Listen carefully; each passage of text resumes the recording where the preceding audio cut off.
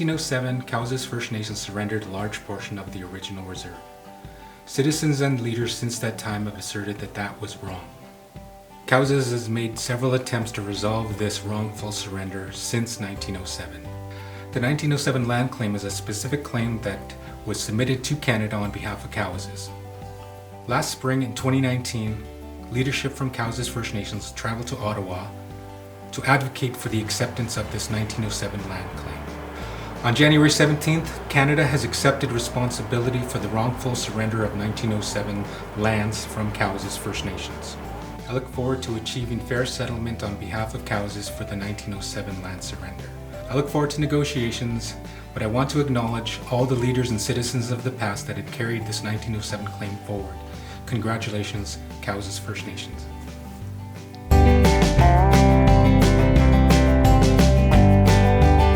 The history of Cowessess First Nation and the land set aside for Cowessess First Nation is very rich, but it also has a little bit of controversy in regards to the role the Government of Canada played right after we settled. After the Agreement of Treaty 4, Chief Cowessess and our ancestors settled here officially in around 1881. In 1889, we were given Order in Council from the Government of Canada for Indian Reserve number 73. From 1885 to around 1915, our ancestors excelled in agriculture. We were winning competitions with the best grain, with the best cattle. It's shown that Cowessess First Nation was able to transition from a nomadic lifestyle to a First Nation reserve that is grain, that is cattle. The local settlers around us started to watch, and they started to want some of our land. At that time, the Government of Canada breached its fiduciary obligation and trust to Cowessess First Nation. The decision makers of that day started to settle with the settlers' demands rather than Cowessess First Nation. In 1906, the Government of Canada sent negotiators to Cowessess to surrender lands south of Cowessess today. That vote did not pass. Again, a couple months later, they sent negotiators to settle again. Again, our ancestors voted no. On the coldest day known to record in January 1907, they came a third time. And this time the vote was 14 no, 15 yes. At that time, they created a name on the vote called Nap Delorme. An individual walked in and voted. Nap Delorme was not on any of our records as a Cowessess First Nation citizen or band member. It then had on record that Alex Gaddy showed up, one of our ancestors, and voted in favor, which officially gave the Government of Canada the approval to surrender. 2 weeks after the vote, Alex Gaddy was on record stating that asking for his $700 for voting in favor. Alexander Gaddy never got his $700 for voting in favor. This is what you call a breach of duty from the Government of Canada. Today, the Liberal government, the Government of Canada, has the obligation to address First Nations with outstanding land claims. This land claim started in the 1970s. Our late Mushums and Kokums, our mums and dads, worked diligently and a lot of time was spent on this. Our great lawyers Al Brabant and Dan Madigan have been working on this file since the 1990s. In 2017, the Council agreed to relaunch the 1907.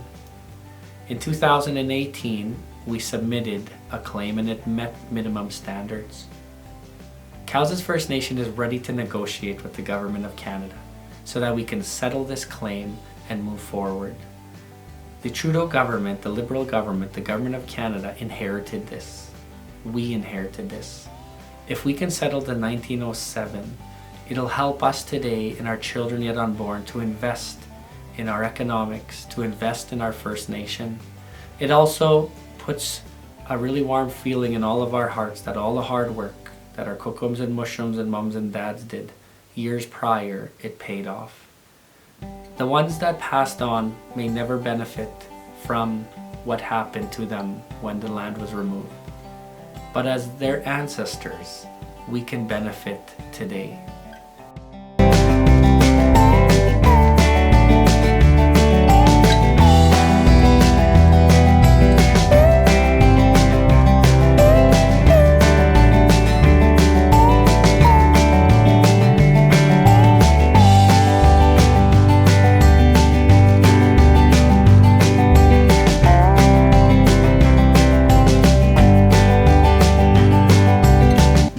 Cowessess First Nation and the 1907 land surrender. In around 1905 to 1911, Frank Oliver, who was a decision maker for the Government of Canada, held dual cabinet positions for both the Minister of Interior and Superintendent General of Indian Affairs. Mr. Oliver was quoted back as far as 1880 as being a staunch advocate of settlers' interests over those of First Nations. In 1906, a record exchange in the House of Commons in Ottawa took place between Mr. Lake, a member of Parliament around the Cowessess First Nation, and Mr. Oliver as follows. I brought to the attention of the Minister last year the case of an application which was being made for an opening of portion of the Crooked Lake Indian Reserves. The people in that section are most anxious that a portion of any rate of that reserve should be placed on the market. It's quotes like these that are on record that showcase that Cowessess First Nation did not have the advocacy and did not have the duty of care that the Crown promised us at treaty. In the House of Commons, Minister Oliver at the time expressed these sentiments. But of course the interest of the people must come first, and if it becomes a question between the Indians of Cowessess and the whites, the interest of the whites will have to be provided for. Therefore, under the leadership of Frank Oliver, the Department of Indian Affairs developed a plan to secure a surrender for the most southerly 6 miles of Cowessess First Nation next to the CPR rail line.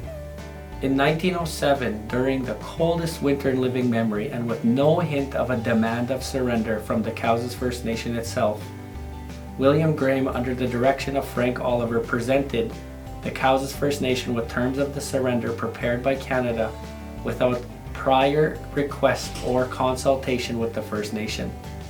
The Indian agent recorded the vote as 15 for surrender and 14 against. Among those recorded as voting for surrender was Nap Delorme, which is not a name of any known member of the band at that time.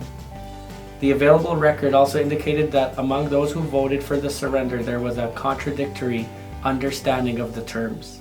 Cowessess First Nation contests the legality of the surrender on grounds that there was no band consent as required under the Indian Act, and that in any event Canada breached its fiduciary duty of loyalty. The land that was taken in the 1907 surrender represented 100% of the reserve land within 6 miles of the CPR main line. 94% of the reserve were hay acres. 81% of the reserve shortfall grass acres was provided pasture for the First Nations cattle herds, and 72% of the reserve's open arable acres, which at the time were the most economical for the crop production. A specific claim was submitted under the Specific Tribunal Act in September of 2017. This is not the first time that this was submitted to Government of Canada. This goes back to the 70s. In 2017, we got as a First Nation from the Minister on February the 7th that the claim met minimum standards. This claim was previously reviewed with non-binding recommendations for negotiation was made by Indian Claims Commission in March of 2001.